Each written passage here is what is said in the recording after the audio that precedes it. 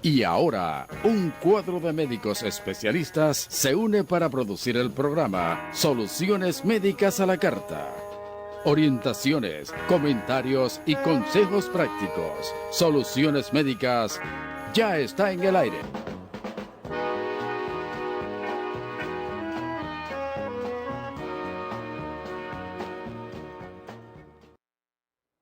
Buenas noches, amables televidentes. Agradecidos de Dios estamos porque nos da la oportunidad una vez más de estar ante cada uno de ustedes para llevar a cabo su programa Soluciones Médicas, Salud Educativa al más alto nivel.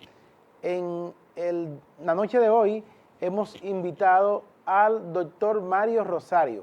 En la semana que pasó se estuvo celebrando específicamente el jueves 14, Día Mundial de la Lucha contra la Diabetes. Y hemos invitado al endocrinólogo de referencia de Soluciones Médicas, el doctor Mario Rosario, para hablar de esta enfermedad que ha ido en aumento en la República Dominicana y al día de hoy un 13% de la población dominicana es ya diabético. Así que vamos a hablar de diabetes, vamos a hablar de complicaciones, pero sobre todo vamos a hablar de prevención de la diabetes y cómo usted puede prevenir ser diabético, aún usted teniendo algunos factores que lo predispongan a esta enfermedad. Así que no se mueva de ahí. Soluciones Médicas, Salud Educativa al más alto nivel, ya está en el aire. Está recibiendo en su hogar la señal de nuestra programación médica, cargada de orientación, amenidad y consejos prácticos. Con su llamada y participación, construiremos una comunicación más dinámica e interactiva. Nosotros somos Soluciones Médicas a la Carta. Bien, amigos televidentes, estamos en el plato fuerte de la noche y recuerden que la primera parte de la entrevista llega gracias a Inmunocal. Inmunocal es el suplemento a base de cisteína bioactiva y esto lo que hace es que aumenta los niveles de glutatión en sangre. Si usted tiene niveles altos de glutatión, entonces usted va a tener un buen sistema de defensa y cuando vengan los microorganismos que causan las enfermedades, no van a hacer estrago en su salud porque usted tendrá una defensa que sencillamente los va a atacar y los va a destruir. Inmunocal viene en su presentación Platinum y Clásico. Un sobrediario de Inmunocal es suficiente para que usted se mantenga en óptimas condiciones y es lo que yo hago, que diario me tomo mi sobre de Inmunocal y así cada domingo en la noche compartir la entrevista de Soluciones Médicas, que en la noche de hoy hemos invitado al doctor Mario Rosario, vegano, aplatanado y ya bautizado y declarado hijo meritorio de la ciudad de Santiago, endocrinólogo, quien es nuestro endocrinólogo de referencia, precisamente para hablar de diabetes, a propósito de que el día 14 de noviembre se celebra el Día Mundial de la Lucha contra la Diabetes. Doctor, buenas noches, bienvenido a Soluciones Médicas. ¿Cómo te va, Manasseh? ¿Todo bien? Bien. Doctor, me preocupa que hace un año nosotros hicimos un programa y dentro de las estadísticas hablábamos de un 10% de la población dominicana. Pero este jueves vimos que las estadísticas del Instituto de la Diabetes y de los endocrinólogos del Instituto de Endocrinología del país, sí, dice que somos un 13%. O sea, que en estadística o hemos detectado más personas diabéticas en este año o va en aumento la enfermedad. ¿Es así? Siempre recuerda que nosotros tenemos un país que está dentro de la subestadística. Okay. Todavía no tenemos un sistema estadístico que tenga cobertura total de todos los elementos de salud, privado, público. Todavía esa parte siempre tiene lo que llamamos un poquito de asterisco. Okay. Pero de todas maneras, sí se concierne que la diabetes ha aumentado. Y siempre ese número en las últimas décadas ha ido en constante aumento, asociado a una serie de circunstancias que se van dando. Como tú sabrás, entrando más en el tema, el ser humano ha ido modificando sus hábitos. En los últimos 100 años, el ser humano ha variado más que en los últimos 10.000. 10.000. O sea, en la historia de la diabetes, ¿desde dónde se remonta la diabetes? ¿Desde cuándo se comienza a hablar de diabetes en la historia de la humanidad? Los primeros datos de la diabetes que se tiene conocimiento es de 1500 años previo a Jesucristo, porque se hicieron unos descubrimientos arqueológicos donde se hacían descripciones de cuadros de enfermedad, donde se asumía que los detalles que mencionaban eran de diabetes. Hablaban de personas que pedían mucho peso, orinaban mucho, tomaban mucha agua y por eso se asume, porque no se puede decir con esa exactitud, que son los primeros elementos. Pero también ya los griegos hablan de Galeno de Pérgamo, de ahí viene siempre la expresión, la palabra galeno que nosotros utilizamos. Describía cuadros en los cuales se podría asumir que era diabetes por todos los datos clínicos. Posteriormente se ha ido a través de los últimos 300 años haciendo más avances de manera rudimentaria, pero esos avances rudimentarios fueron definiendo la enfermedad.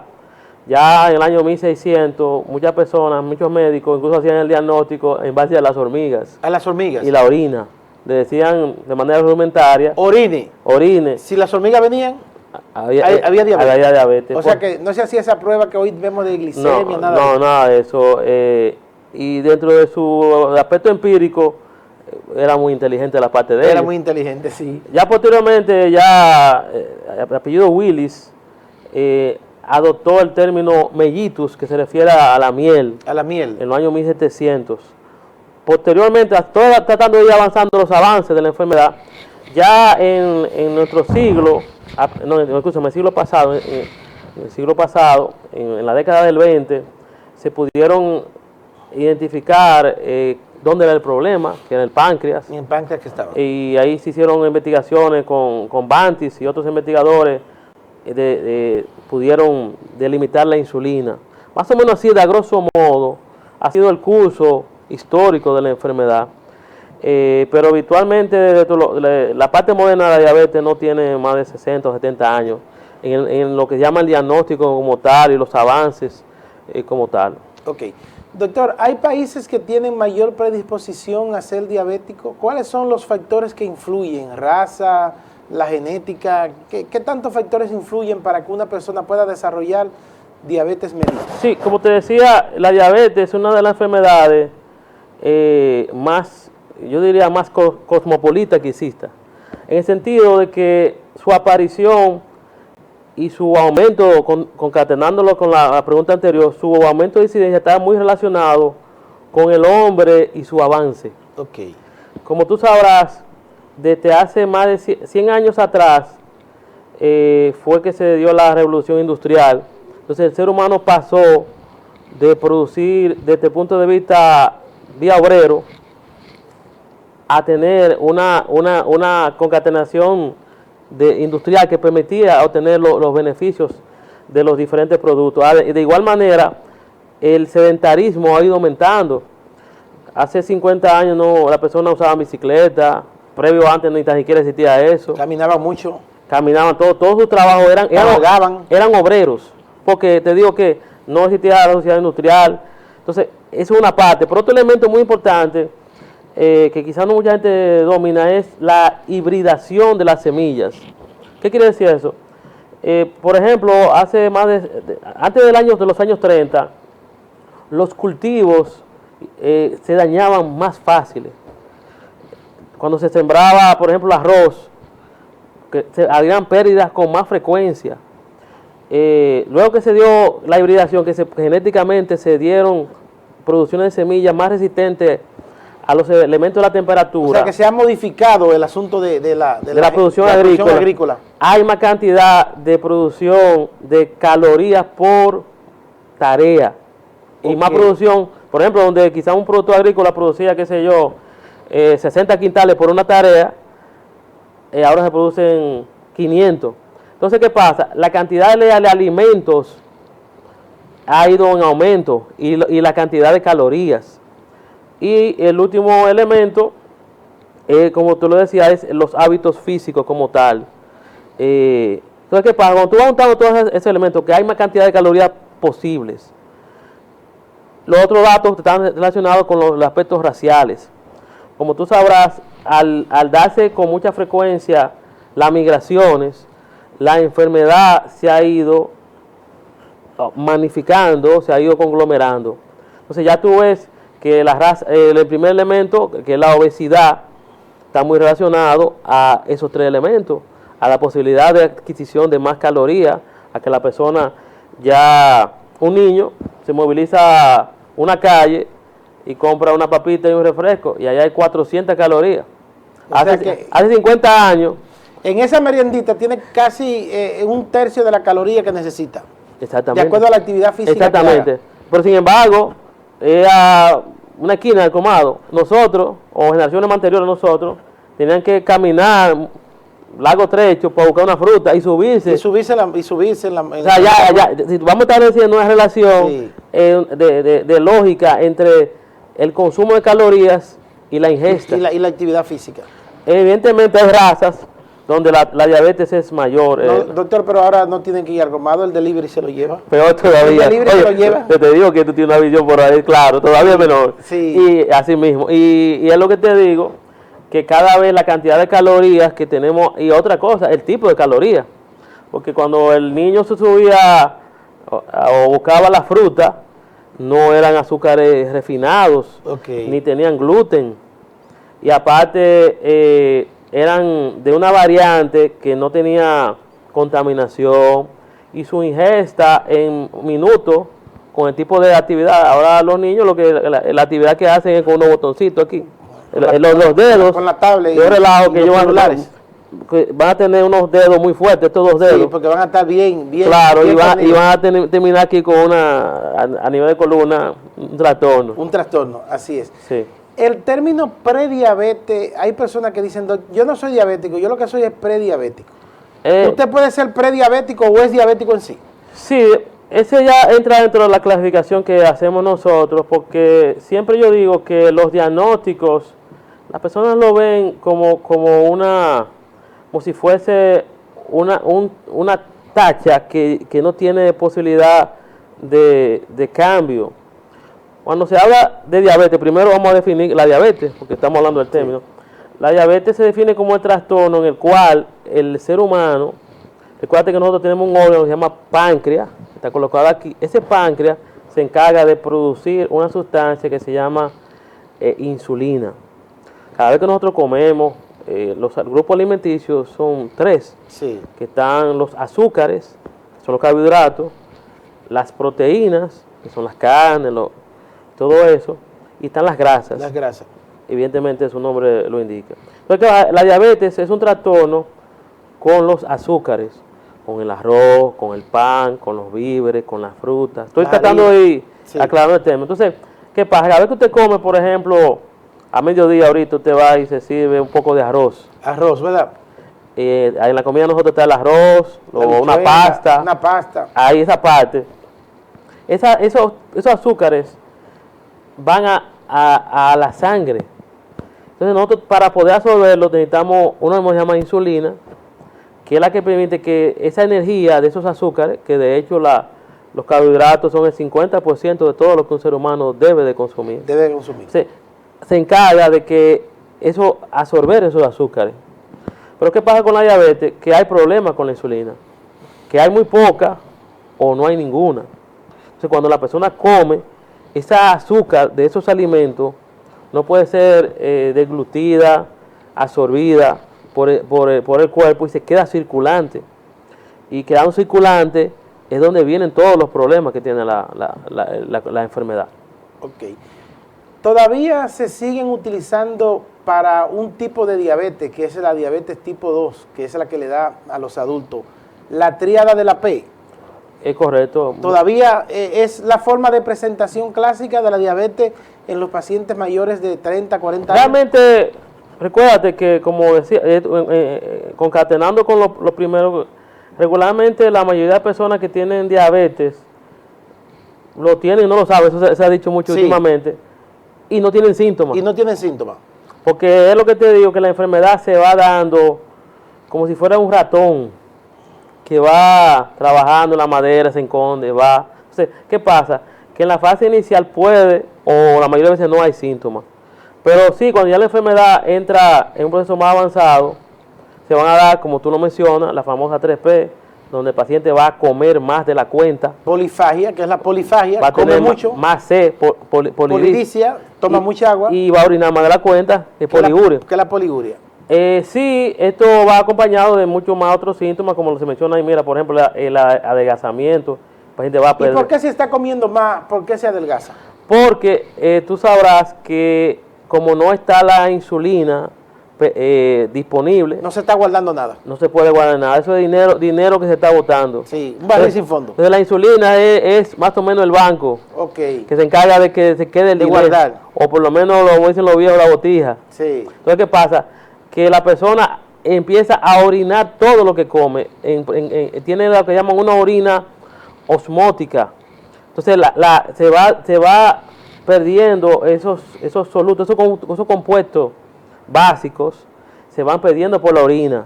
Entonces la persona no tiene la capacidad de tener una orina concentrada, del color que típico de la orina, amarillo fuerte. ¿Tú entiendes lo que te quiero decir? Sí. Entonces la paciente termina diciendo, yo orino como agua, porque el cuerpo, la manera que tiene de compensar esa cantidad tan alta de azúcar en la sangre, es sacándola vía diluida. Busca que todo el agua del cuerpo, sacarla y por ahí depletar. Y tú vas a ver en una persona, cuando tú le hagas el examen de orina, que va a tener azúcar en la orina como un mecanismo de compensación del cuerpo, por un indicativo de que el azúcar está bastante alta. ¿Hombres o mujeres para desarrollo de diabetes? Desde el punto de vista, hay muchos detalles en esa diferenciación. Porque tú sabes que las diabetes hay muchos tipos. Está incluida la diabetes gestacional, que es un capítulo en el cual influye mucho en la posibilidad de que una mujer sea diabética a futuro. No hay una diferencia tal entre los dos, pero cuando se agrega el elemento diabetes gestacional y cuando se agrega el elemento obesidad, que a veces es más típica en el hombre después de cierta edad. Pero desde el punto de vista estadística se puede decir que es un poco homogéneo en ese sentido. Pero casi siempre, cuando se van acercando a la edad X, mayor de 40 años, las estadísticas tienden a ser más o menos similares. En los niños que desarrollan diabetes, entonces hablamos de la diabetes tipo 1. Sí. ¿A qué se debe que niños, algunas veces de 1 o 2 años, puedan estar desarrollando diabetes? Mira, ese es uno de los grandes misterios de la endocrinología, de los puntos a dilucidar con mayor detalle. Se hablan de muchas teorías donde se dice de dónde podría haber surgido esa diabetes. A muchos hablan de procesos inflamatorios, procesos virales que topan el páncreas y producen un proceso que nosotros llamamos insulinitis, donde el páncreas se inflama. Pero realmente no hay siguiendo la cadena de investigación de la enfermedad, no se está esclarecido totalmente de dónde viene esa situación. Sí, un detalle con respecto a los niños, que hay una variante de la diabetes de los niños, pero no de niños tan pequeños como tú lo mencionas, niños que tienen un poquito más, que se está dando, que hablan de una diabetes del adulto en el niño. Okay. Que son niños que, fruto de lo que estamos hablando, de que comen más de la cuenta, poco ejercicio, muchas que están desarrollando obesidad, y muchos de esos niños desarrollan la diabetes tipo 2 del adulto, pero en el niño del adulto. Y aunque ninguna de las dos es buena, pero los pronósticos de la tipo 2 son mejores porque se pueden manejar con tratamientos biorales y ellos no requieren insulina. O sea, pero es una voz de alerta respecto a la obesidad infantil que se viene dando. ¿Tú entiendes? Bien. Usted ahorita hablaba de clasificación de la diabetes. Algunas personas dicen, yo no tengo azúcar porque el azúcar mía es emocional y a mí se me sube cuando yo hago pique, cuando estoy muy estresado. ¿Es cierto que hay un azúcar que es emocional? Usted me va a contestar eso después que regresemos de esta pausa comercial. Está recibiendo en su hogar la señal de nuestra programación médica, cargada de orientación, amenidad y consejos prácticos. Con su llamada y participación, construiremos una comunicación más dinámica e interactiva. Nosotros somos Soluciones Médicas a la Carta.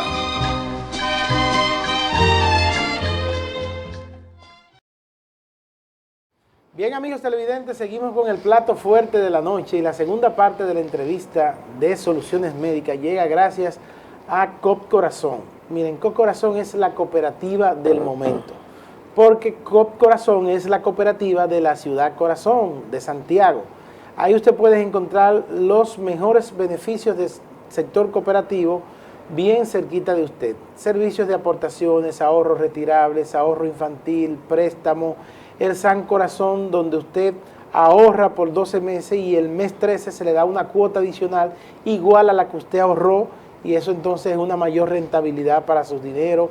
También puede tener los servicios de certificados financieros, donde usted va a obtener mayor rentabilidad. Así que vaya ahora mismo a COP Corazón y hágase socio. Usted se hace socio con 600 pesitos. Están ubicados en la plaza, en la avenida Juan Pablo Duarte, Plaza Dayona, en el primer nivel, en Villa Olga, Santiago, con los teléfonos 809-724-2644. COP Corazón, nacemos por ti, impulsando vidas. Doctor Mario Rosario, yo tengo diabetes emocional, porque lo mío es cuando yo hago pique que se me sube. ¿Hay una diabetes emocional o la diabetes se complica cuando hay situaciones de estrés o emociones fuertes? No existe. No existe la diabetes emocional. Es una falacia. Usted no le puede subir el azúcar de un pique. No, vamos a definir. Vamos a ver. Sí. O sea, primero, un diagnóstico implica una condición. Sí. Constante o inconstante. La diabetes no es una condición inconstante. Estoy hablando de términos que la persona común puede establecerlo. Es un diagnóstico real. De una condición que usted tiene, que tiene que tener un seguimiento X, fijo, constante, para que usted pueda estar en salud 24 horas. Es lo primero. O sea, que lo que usted me está diciendo es que un paciente no puede ser diabético nada más cuando esté estresado. La diabetes no es como fuegos artificiales. Ok, no. Que hay un día que tiran los fuegos artificiales. La diabetes está constantemente en el ser humano. O sea, no es una situación eventual. Okay. No es como una gripe, no es como una persona que tuvo un trauma y se coció, o una persona que tuvo una herida o una infección. La diabetes es una enfermedad constante y su tratamiento tiene que ser constante. Fíjate bien, cuando se da los mitos, muchos de los mitos tienen un gran problema, que es la intención. Sí. Por ejemplo, ese mito de mencionar con la diabetes como un elemento emocional tiene un gran problema, que no tiene la intención del cuidado, tiene la intención totalmente de lo contrario, de no cuidar. Entonces la diabetes amerita de 24 horas al día llevar una serie de reglas en base a la condición de diagnóstico. Y mitos como esos son los que hacen que haya mucha muerte. Porque, por ejemplo, la diabetes tiene reglas en la comida todo el tiempo. Todo el tiempo. Entonces no es diabético martes y el miércoles no lo es. Okay. O incluso, si usted, porque ahorita tú mencionabas un término que queríamos aclarar, que es la parte de la prediabetes, que quizá no la aclaramos bien. La diabetes tiene etapas que nosotros los médicos definimos. Pero nosotros decimos que es diabético en base a unos criterios. Por ejemplo, se dice que es diabético cuando tiene la glicemia 2 veces por encima de 126, bien medida, no por glucómetro. No con el aparatito ese que se pincha capilar. Tiene un margen de error muy alto, por el cual nosotros no decimos que no ayuda, pero nosotros no establecemos un diagnóstico definitivo en base a eso. Al glucómetro. Aparte, si una persona en cualquier momento tiene el azúcar por encima de 200, ahí no hay duda, hay una diabetes. No hay duda que es diabetes. Aparte, hay una prueba que se llama la hemoglobina glicosilada, que es una prueba que nosotros hacemos en sangre, que nos dice cómo ha estado el azúcar en los últimos 3 meses. La hemoglobina glicosilada, yo siempre la comparo como cuando usted tiene miel en un recipiente, y usted ve que después de mucho tiempo, usted ve que se adosa a las paredes. Como que se cristaliza. Se cristaliza. Así mismo, en la sangre, la glicosilación más o menos equivale a lo mismo. Entonces, ¿qué pasa? Que esa medida de esa prueba puede establecer cómo ha estado su azúcar en esos 3 meses. Entonces se dice que dependiendo de esos números, cómo está la glucosilada con el conocimiento, dominamos si usted es diabético o no. Hay otras pruebas que no son diagnósticas, pero orientan. La glucosa en la orina, si usted tiene una persona que tiene ya cruces de glucosa en la orina, eso quiere decir que el azúcar en sangre está por encima de 180. Entonces, ¿qué pasa? Cuando tú estableces el diagnóstico, hay otra fase de diagnóstico que es inferior. Inferior es, ahí entra la palabra la prediabetes, que son personas que tienen la oportunidad de disminuir la posibilidad de pasar a diabético. Entonces son personas que la glicemia se mantiene entre los 100 y menor a los 126, los 125. O una prueba que nosotros hacemos, se llama la curva de glucosa, sí, en la cual a esa persona se le da una carga de glucosa, y si los números son menores de 140 se dice que es prediabético. Entonces, ¿qué pasa? Son diagnósticos, cada uno totalmente definido. Y cada uno tiene un tratamiento y un seguimiento. Y si se hace bien, al paciente no le pasa nada. Pero no son eventuales ninguno. No son eventuales. Son constantes. Si usted tiene una cosa más prediabetes, usted tiene que llevar un ritmo de vida X y una alimentación prudente, correcta. En algunos casos hasta medicamentos. Eso va a ser fruto de la evaluación para disminuir la posibilidad de entrar en diabetes. Si es diabético, lleva medicamentos. Solamente hay excepciones muy claves en las cuales un diabético no lleva medicamentos, para gente con fase renal, fase hepática muy avanzada. Pero lleva un tratamiento, aunque no fuera medicamentoso, lleva un tratamiento alimentario. Luna de miel en los diabéticos, ¿qué es eso? Ese término se acuña con mucha frecuencia porque en muchos pacientes diabéticos, en una fase inicial, la enfermedad puede no expresarse de la manera más agresiva por una serie de elementos compensadores a nivel fisiológico, pero a final de cuentas es un término muy fugaz, porque es un periodo muy fugaz. Muy fugaz. Como que en la luna de miel el paciente piensa que se sanó, de pudiera, pero el diagnóstico siempre se va a hacer. Se va a hacer correcto, porque es lo que te digo, que es hasta estadístico. Porque todo tiene un proceso donde en la campaña de Gauss, donde tú vas a tener fases oscilativas, pero luego todo se estabiliza.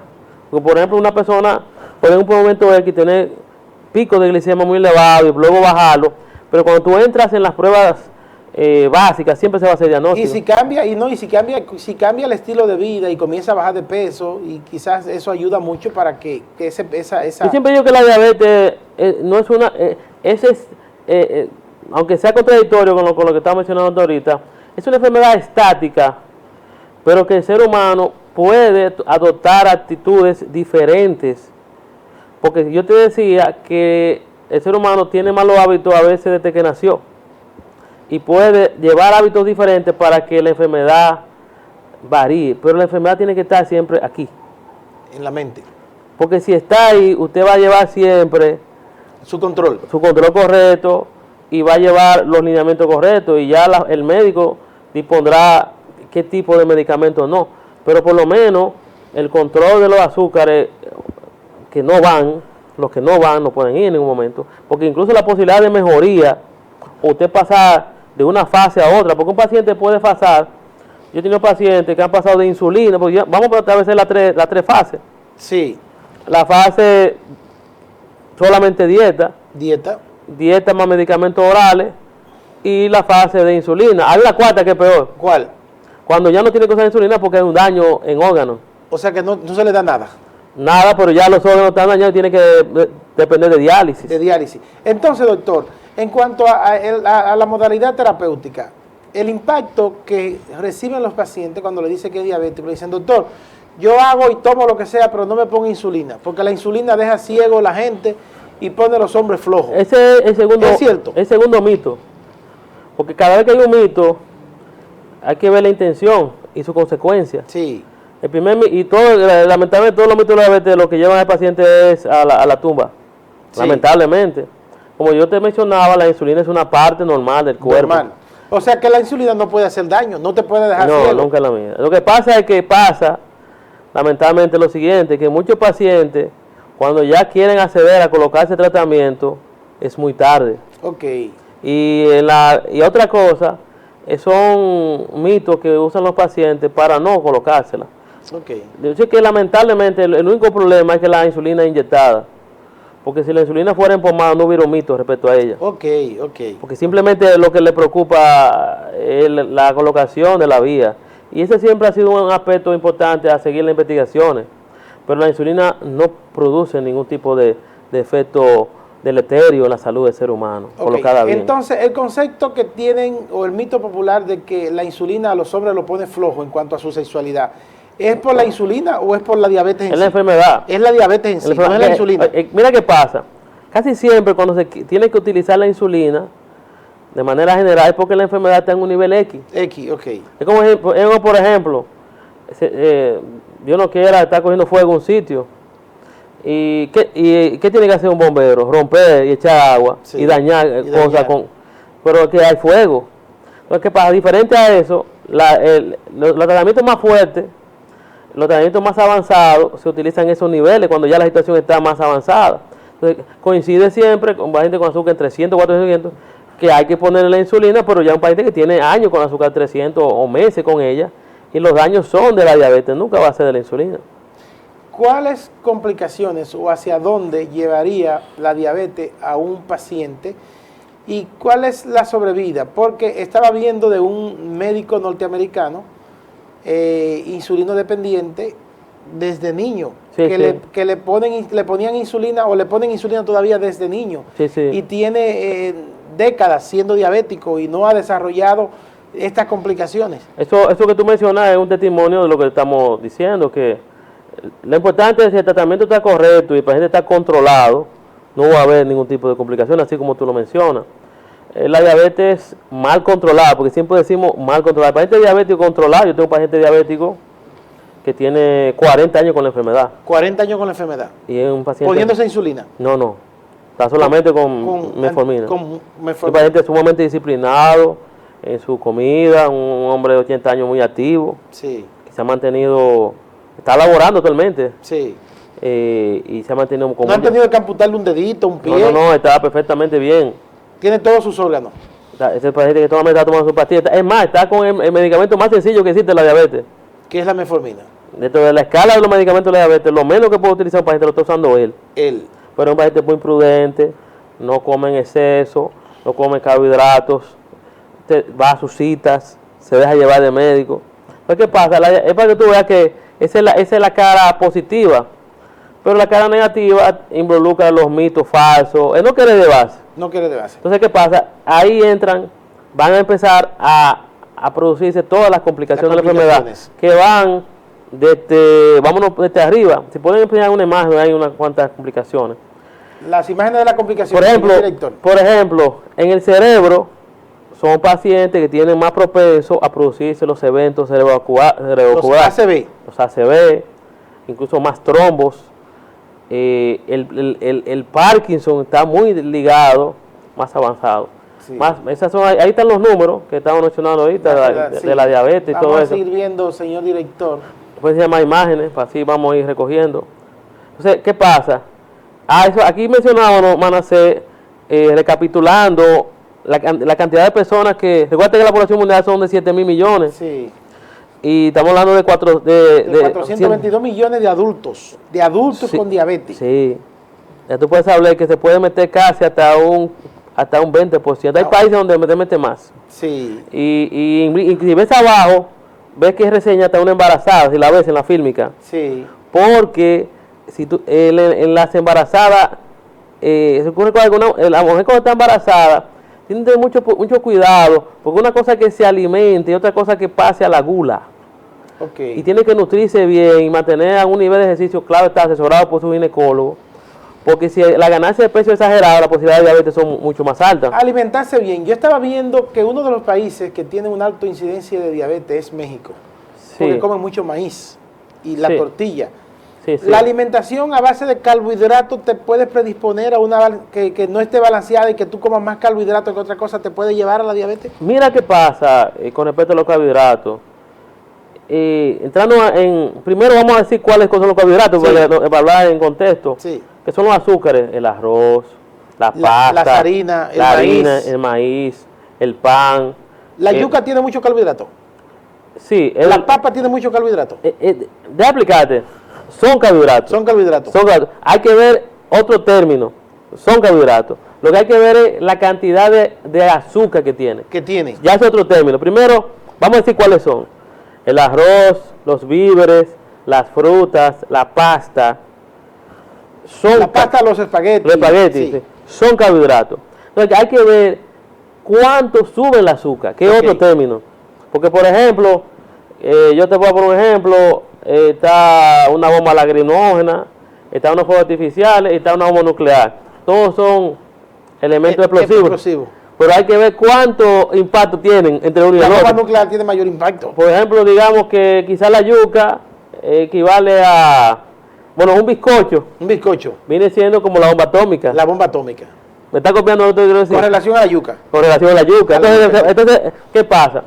El índice glicémico dice qué tanto sube el azúcar ese carbohidrato, que es un tema muy interesante. Por ejemplo, y te va diciendo, porque ¿qué pasa? La alimentación de nosotros, y eso influye mucho en lo que te decía, los productos más refinados, los harinas más refinados, y los azúcares, los que tienen azúcar más refinado, tienen hasta 100. Hasta 100 gramos de azúcar. De aumentar el azúcar por encima del número. Pero hay productos que vienen sin azúcar. Por ejemplo, jugo de naranja sin azúcar. Ese no tiene azúcar. Ese es falso. Es falso. Ese es falso. Es falso, doctor. Pero ahorita entremos ese, no tengamos en conflicto de intereses económicos. No voy a entrar en eso. Pero dame seguir explicando eso y ahí vamos ahora. Pero mira qué pasa. Ese índice glicémico te dice qué tanto cuando tú comes a un carbohidrato, los carbohidratos son los que suben el azúcar. Sí. Te la va a subir. Por ejemplo, tú tienes el arroz, tienes un bizcocho, tienes un postre con quesillo. ¿El arroz y el bizcocho están al mismo nivel? No, ¿qué pasa? Lo que tienen hasta 100, el azúcar es 100. Es 100. Tú te tomas algo de azúcar, como va, el azúcar puede subir hasta 100. El azúcar normal, blanco, refino.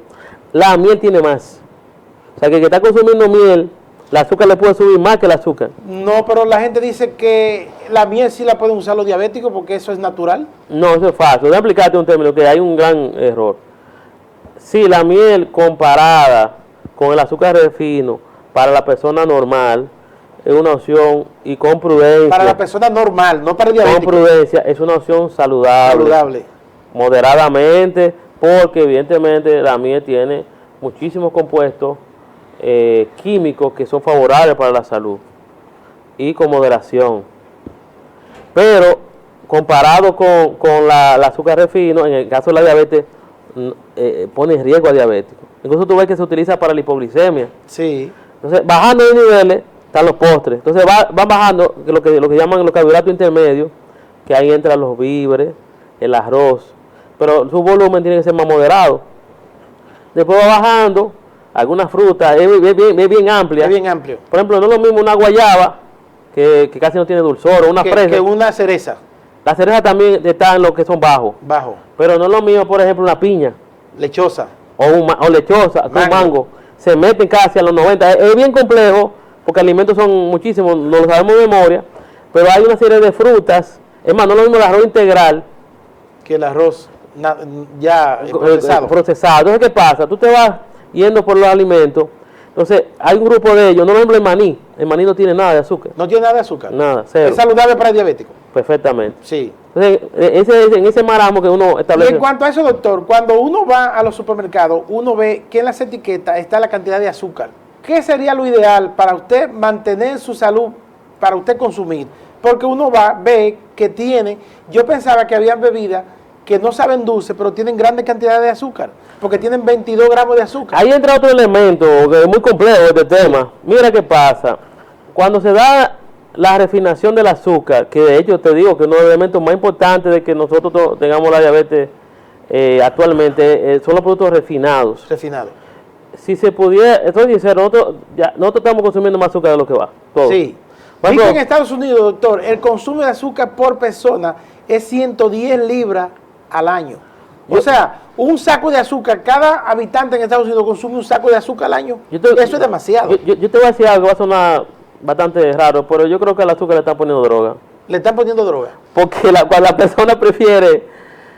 Lo dulce... Cuando tú a la persona, tú le dices que no puede pasar por ahí porque se va a caer, y le dices que no puede tomar azúcar porque para convencerlo que no use el azúcar es casi imposible. Es que se hacen adictos, doctor, al azúcar. Hay una adicción increíble. Que en las tiendas, cada día las tiendas, señores, donde fabrican bizcochos van en aumento. Y donde la tienda de postre, usted se da cuenta que están llenas. Claro. Creativo de negocio.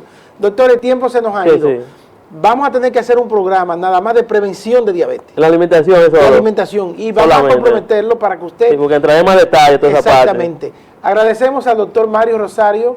¿Dónde está ubicado el doctor Mario Rosario? ¿Dónde pueden obtener los servicios del doctor? Estamos ubicados en la Unión Médica. Unión Médica. En la Torre B, Suite 623.